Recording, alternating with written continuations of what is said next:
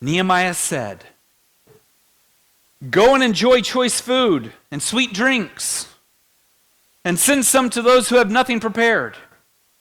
This day is holy to our Lord.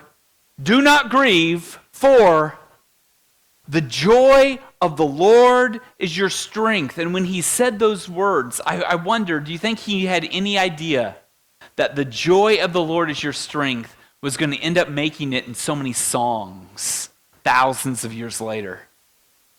That this would be a verse that we would put on Facebook and slap up there because, hey, the joy of the Lord is your strength. That would be a verse that we're very familiar with, these words, as he's encouraging his people to have joy in God, because it's going to make them strong. So what is this joy? Well, let me first talk about the context here. Nehemiah is the book of the Bible that we always pull out when pastors want to do a building project. Anytime there's a building project, I guarantee there's a sermon series on Nehemiah to be found. Because Nehemiah is building these walls, the border walls. There's invaders that are coming in, they're stealing, they're pillaging, they're plundering, they're doing all those other type of Viking pirate type things, and so they need these walls up. And so Nehemiah, the whole book is about him traveling, praying for the resources coming, building, having obstacles, and they finally get the walls built. We had to preach on this if we ever do a building project. That's what you do. Then the walls are built. And these people who have been distanced from God for many years now have safety. And they gather all the people together inside the safety of the walls. And it says that Nehemiah had built a platform, a giant platform, and he took a teacher named Ezra, and he plopped Ezra up on the platform. And all the people stood around, and Ezra began to teach. He taught them about God. God created the heavens and the earth. God made Adam and Eve. God chose Abraham, Isaac, Jacob, and all the descendants, and God saved us from Egypt. And he went through all the stories, and as he's going through the stories, it says not only did he teach them God's law, but he gave them an understanding about it.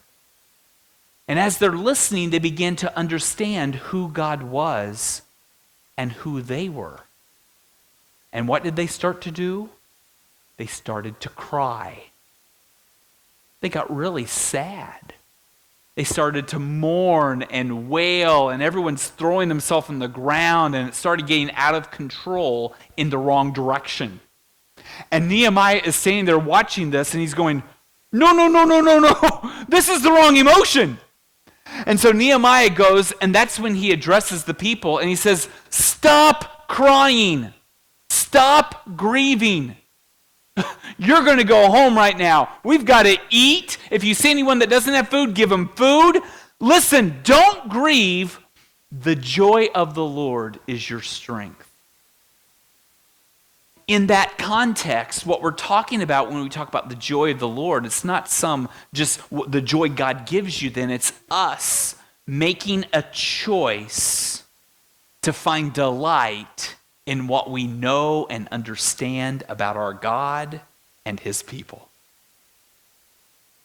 And when you cognitively think about who God is and take delight in that, that is the joy of the Lord. And it is a powerful tool. Let's talk about joy at 4 levels. Let's raise the level. We'll start really low. Let's do knee-high joy, okay? This is level 1. Knee-high joy, this is momentary joy. Knee-high joy is the type of joy you experience when you get a present and you open it up and like, hey, I got a present, thank you. And knee-high joy is whenever when you eat something that's really delicious. You're like, woo, that tasted awesome, right? That's knee-high joy. Knee-high joy is when you win at the game. Checkmate! Oh, you landed on boardwalk. I win. I own boardwalk. Or I hit a home run. Yay! That was the 9th inning. I won. And then you wake up the next day and it's over. Momentary joy doesn't last. And there are many people, the only type of joy they know is momentary joy. It's joy that just disappears really quickly. There's another kind of joy, and let's call it waist-high joy. And this is level 2. Waist-high joy is well-being. This is your well-being. This is the fact that you're healthy.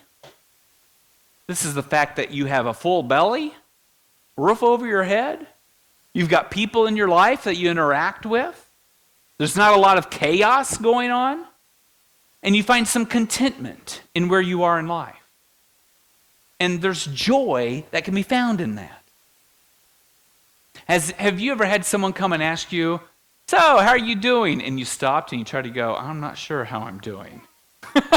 And you had to try to figure out am I the only one that tries to figure out how I'm doing? Yeah. And it's kind of like I'm trying to decide which type of joy I'm going to describe to someone. Well, are you talking about how I'm doing in the last 20 minutes? Some momentary joy? Are you asking how I'm just doing in life? Actually, have you ever talked to people and they give you different types of answers? How are you doing? Oh, well, this just happened just a few minutes ago, and this happened over here, and this, or whether it's good or bad. Or you ask someone else, how are you doing? And they give more of a broad answer. Well, I'm going to the doctor a lot for this, and it's more their well-being. Now, there's a third kind of joy. Let's call it neck-high joy. Okay? And it's even better. If you want to drown in joy, this is getting closer now. Neck-high joy, this is fulfillment joy. This is having someone in your life you love and that loves you. This is the kind of joy where your habits or your hobbies really excite you and you're doing things that you enjoy doing. And it gives you a charge and you're finding fulfillment in life. It's satisfying something in you.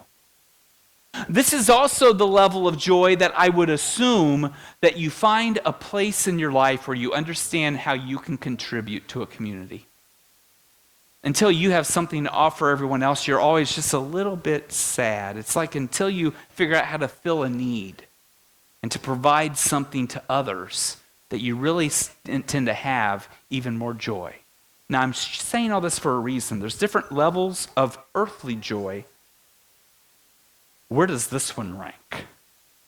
Joy of the Lord and what He's done? If I've been talking about knee and waist and neck, this one is mountaintop joy, okay? There is nothing in this world that can compare to God. God knows me. God loves me. God's chosen me. He's my God. Nothing compares to it. Everything I can think about God is so much more exciting than anything you can find in this world. One little aspect of God is more exciting than everything this world has to offer. He's God, and He's in my life. That's a crazy thought. And there's so much joy to be found in that. There's so much to delight in and to celebrate. And that's the type of joy that's being mentioned here. Now, not only do we need to think about this joy, but how is this joy now connected to strength? The joy of the Lord, this joy, that's your strength. It gives you strength because of the fact He is, in fact, your God. Have you ever had someone in your life that you thought, I can't believe this person has interest in me? Several years ago, I had the honor, many years ago now, to meet Terry Bradshaw. I got to shake Terry Bradshaw's hand. Who has no idea who Terry Bradshaw is? Okay, I knew there'd be a few. Yeah, I got to shake Terry Bradshaw's hand. Ask someone after service. And I'm really excited. I was at a convention in North Carolina. It was called a NICE convention. It was an acronym for National Institute of Cooperative Education. It was like this big fancy thing, and so I went to this conference, and there were two speakers. The first speaker, I didn't know who the guy was. The second was going to be Terry Bradshaw. I'm in the audience, and it was round tables that were set up everywhere, and I was sitting at one of the tables that was pretty close to the stage where Terry Bradshaw was. He's sitting at the table up front, and the first speaker gets up, and he has a giant whiteboard, piece of paper, one of those turn papers, you know. He had a big sheet of paper, and he had a black magic marker. And he said, hey, I need someone right now, let's have you. And he pointed right at me and said, come up here, I'm going to have you write some things down. Okay, I can't spell at all. I am terrible at spelling. I lie a lot whenever I text something wrong to someone. If I ever message you and go, oh man, the spell check. It's not the spell check. It's not autocorrect. This isn't autocorrect messing up. It's me messing up. I'm blaming it on autocorrect. I don't know how to spell, okay? So he picks me out of everyone. And this is before I married Rachel, who increased my vocabulary times 20, you know? So I'm like nervous going, oh no. So I go up, and I'm very hesitant, and I take this giant, big black magic marker from him. And he says, okay, now you go over there. Now listen, and he keeps talking. And he hasn't thrown out what I'm going to say yet. And I'm just staying up there going, oh man. So I reach over and I try to get the lid off this magic marker. And I'm turning it like this, and the lid is not coming. I'm like, I'm in front of all these people. I'm trying to get the marker off. I'm like, and then I turn my hand over like this, and I grab it this way, and it's not turning, and I'm just thinking, and then he turns and he starts talking. He's giving me orders now, and I'm going, I don't even have the lid off yet. I don't know how to spell. The lid's not coming off. So I quickly go, I'd switch hands. So I switch hands to this hand, and I try to turn it, and it's not coming. And I'm like, what in the world? Oh, man. And I'm doing this. And just then I started noticing there was like this hush that went over the audience. And I don't know why there's a hush. I just feel it. There's something going on around me. And I'm so busy with this marker trying to get the cap off, I just kind of stop like this and I look over. The speaker is standing there like this, holding in his hand the cap. I look down at my hands. They are black. I mean, I have been grabbing that cap, and there's no cap. And I just have black everywhere, and the black is all over the magic marker. I mean, it is a mess. Well, he goes, why don't you give me that and you can go away in disgrace, basically. You know, it's like I give him this marker, I go away, I go in the restroom, I'm trying to wash my hands. I have this black taint on my hands. It stained my hands. I'm like, what in the world? I go back in this room. Terry Bradshaw's speaking now. I don't even care anymore. I'm sitting in the back. I'm ashamed and embarrassed. Everyone's laughed at me. At the end, Terry Bradshaw's going around shaking hands to all these people, and he comes over to me. And I shook his hand. This big giant hand reaches over, and I hold up my tainted my black hand, and I shake his hand, and he talks to me, and he doesn't make any comment, doesn't even mention the fact that I just embarrassed myself in front of everyone. And then he moved right along. He just welcomed me right into his presence right there. And I want you to know something. Our God looks down at us. And many of us, we stain our lives. We have this taint, this stain of sin that we can't seem to get off. And God reaches out to us. He reaches out to me. And he welcomes me into his company. That is something to get excited about. That is something to have joy in. And when I have joy in it, something happens. every attribute of God ends up becoming something in my life that is of benefit to me. Every single attribute. When I realize that he's my God. He's my God. Does anyone ever refer to your parents as my mom and my dad? You always put my in front of it. I do that even when I'm talking to my brother and sister. Well, my mom, it's our mommy. I know. I just say, yeah, this is our God. He's ours. He claims us and we claim him. And now every attribute he has becomes something I can celebrate. His power is my protection. The fact that he is almighty and creator of the universe, and he can part the sea and raise the dead and heal the sick and the blind and the lame, shows me what he can do in my life and how he can protect me. It's everything about him becomes something that I can celebrate. His wisdom becomes my guidance. How is God so smart? How does he know so much? How does he know how many hairs are on everyone's head in this entire room? I think there's only one person's head in here I think I can count all the hairs on his head in. I mean, how does God know? How does he know? He just knows. He's all smart. He just knows everything. And he has this insight into life, and he can just see how things should function. That's our God. And now this wisdom is my guidance. His faithfulness is my assurance. He's a faithful God. He's an always going to be there for you type of God. He's a God that it says he cannot lie. God who does not lie. That's who he is. The God who says that never will I leave you and never will I forsake you. That's our God. And now his faithfulness becomes my assurance.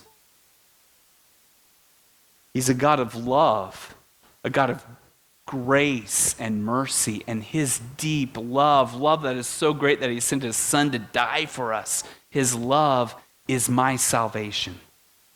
Everything about God is something for me to celebrate personally because he says I'm his child.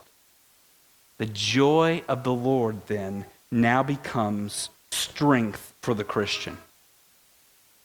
When I live my life with great joy in the Lord, and I'm taking delight in who he is, it focuses me. It keeps him at the center. How can I celebrate who he is and not grow in my faith? It's impossible. This joy of the Lord is something that ignites and grows us as believers. Every person in here would do well this week to bounce around because you're excited about who God is. It will grow your faith. It'll also help every Christian to put up more resistance against temptation. When you're full on God, there's not enough room to go off and sin. When you're really excited about what God's doing, it keeps you on the straight and narrow. There are some things in this world that seem like great things, but anything compared to who he is, it doesn't even compare. A couple weeks ago, I won a raffle at the Stoddard County Fair. Anyone else win a raffle? I won a raffle. I got a call that said, hey, you won. I said, oh, good. Yeah, come to the Ark building. Okay, here I come. I drove to the Ark building. I'm all excited to go in. There's prizes all over the place, big, giant boxes. I've won something. Here I am for my prize. And this lady, she says, oh, yes, here you go. And she comes back with this little bag. I said, here you go. I was like, oh, thank you. And has like all that paper in it that for some reason girls think are important to put in these bags, and so it's like, okay, thank you, move the paper aside, and I look in and, oh, it's a candle. Thank you. Rachel will love this candle. Yeah, Rachel will love it. So I go and thinking maybe Rachel will like the candle. I come in and, Rachel, we got a candle. We won. Check. Oh, really? I said, yeah. She takes it and she goes, ooh. Oh, you don't like the candle? Okay. We can get rid of the candle, okay? We don't need this candle. What a raffle. You know, anything in this world, if you compare it to the greatness of God, it doesn't compare. So just as Nehemiah encouraged his people, and he looked out at this people that should find strength now today. We have the walls built. And he's like, no, that's not your strength. Here's your strength. Taking delight and joy in God, in who he is. That is your strength. If you allow yourself to get excited and to be happy because of who God is and who you are as one of his children, that will give you strength. That will motivate you. So listen, do not weep. Do not cry. Do not fret. Do not mourn. Let the majority of your life be excitement about who God is and what he's done. Celebrate. Celebrate, and you will find your strength. Let's pray.